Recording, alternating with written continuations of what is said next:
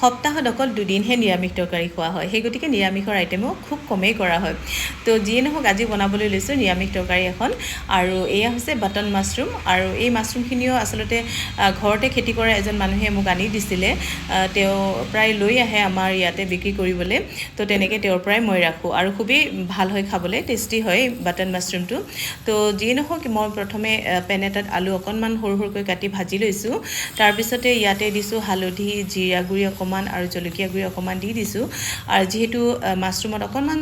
জ্বলা টাইপৰ খাই ভাল লাগে আৰু এনেও এইটো কালাৰৰ কাৰণে দিছোঁ একচুৱেলি ইমান জ্বলা নাই আৰু ইয়াতে দি দিলোঁ মই বনাই ৰখা কাজুৰ পেষ্টখিনি তাৰপিছতে মই ইয়াতে দি দিম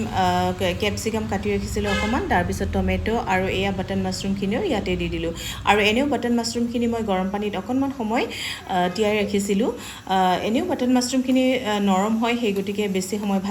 নাভাজিলেও হৈ যায় তো ইয়াতে মই পানী দি দিম এতিয়া পানীখিনিও একাপ জোখেৰে দিছোঁ বেছি দিয়া নাই তো এইখিনি অকণমান সময় লৰাই ভাজি থাকিম আৰু মাছৰুমৰ পৰাও অকণমান পানী ওলায় তো সেই গতিকে বেছি পানী নিদিলেও হৈ যায় তো এইখিনি ভালকৈ উতল আহিবলৈ দিছোঁ আৰু ইয়াৰ পিছতে এয়া প্ৰায় সিজিয়ে গৈছে এয়া নমাবৰ সময় হৈছেই তো ইয়াতে মই দি দিছোঁ জালুকৰ গুড়ি অকণমান আৰু একেবাৰে শেষত নমাই উঠি মই ইয়াতে দি দিছোঁ ঘি অকণমান